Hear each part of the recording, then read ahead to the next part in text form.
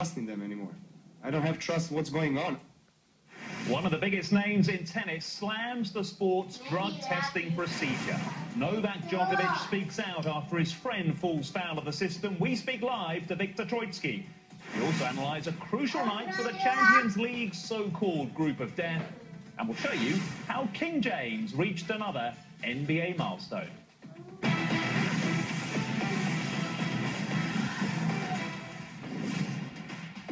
Hello, this is World Sport, live from London. I'm Alex Thomas. Welcome to the show. The entire global system of testing athletes for performance-enhancing drugs has been called into question by Novak Djokovic. The Serbian tennis star spoke passionately about his lack of trust in the world anti-doping program after the treatment of his friend and countryman, Viktor Troicki. Troicki's serving a suspension for missing a drugs test in April. His 18-month ban was reduced to a year by the Court of Arbitration for Sport this week, but he wasn't exonerated. After winning his opening match at the ATP World Tour Finals here in London on Tuesday night, Djokovic used his news conference to make his feelings clear. It's just not bad news for him. It proves again that this system of WADA and anti-doping agency does not work. I don't have trust in them anymore.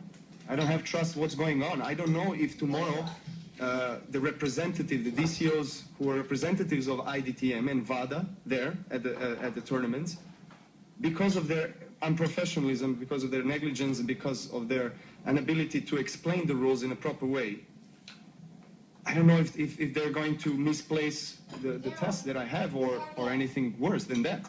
ATP, who is supposed to be an association of players, of tennis professionals, so who's supposed to be the governing body and the association that stands behind the players, are not going to answer on this announcement, are not going to do anything for Viktor. So Viktor is there by himself, and tomorrow can be anybody else. Cilic was there in this situation. Tomorrow, I don't know who. Just because of the negligence and because of the unprofessionalism of these representatives, of so-called professionals. You can see how strongly he feels about it. And we're joined on the phone now by Nole's friend, Viktor Troicki. Viktor, thanks for your time here on CNN. Did you know Novak was going to say all those things?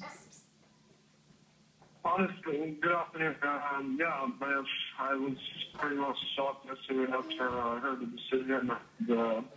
I read his statement late evening, and I didn't actually know that he was going to say that, and the way he said it really meant well to me. I was really, to have a support of a good friend of mine, and it was just amazing in this moment, and I really thank him so much, and really, he's my true friend, and I saw that in this moment, and not only him, but also other players, including Janko Kacaric, and Rafa also said a nice thing, and pretty much a lot of players stayed behind me and gave me support, so that meant a lot to me. It was the toughest time in my career. Viktor, do you agree with Novak that the whole drug testing system is flawed? Well, I have to agree because it happened to me. I mean, I'm the victim, and we all agree that the anti-doping is necessary, and we believe our sport is clean. And but the way they did with my case, I really feel that it's just there's a lot of errors, and the DCO that made that was in the room with me, that assured me that everything will be okay. She didn't have any consequences. She's still on the job, working every day, going to the tournaments, and I'm the one that had all the consequences, and I'm the one that is suffering for not playing 1 year. And it's not just 1 year, but also I will be starting from a zero because I will lose all my points meanwhile, and I will be starting from a zero, and that is the toughest part of it, because if you're, for example, a football player and you're coming back, and if you're good, top teams will take you and you will still play in the top divisions. But like this, I have to start from zero and start from the smaller tournaments, which is absolutely right now crazy for me to think about, and it's definitely the worst time for me. I mean, a lot of errors have been done, and the court agreed on those errors.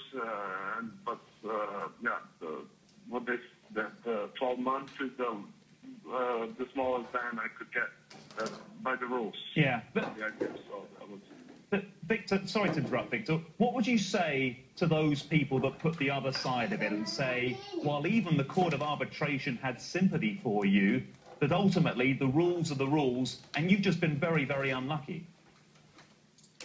Well, I feel like I'm an example, you know, like a perfect example. Right now, I hear the thoughts, you know, that this and that could be for the next year, and you know, and I just feel like I've been put out as an example. I mean, me and the coach were assured that everything will be all right and that I won't have any sanctions. Do you feel like a scapegoat, Viktor? She didn't follow her steps, and it's just, you know, it's very strange for me, all this stuff, because I was sure I did everything right, but apparently they didn't think so. Do you feel like a bit of a scapegoat, Viktor? Excuse me? Do you feel like you've been made an example of? They're trying to punish you hard to set an example to others? Yeah, that's what I mean. That's what I said. I think I've been punished, and yeah, it's gonna be a very tough moment for me.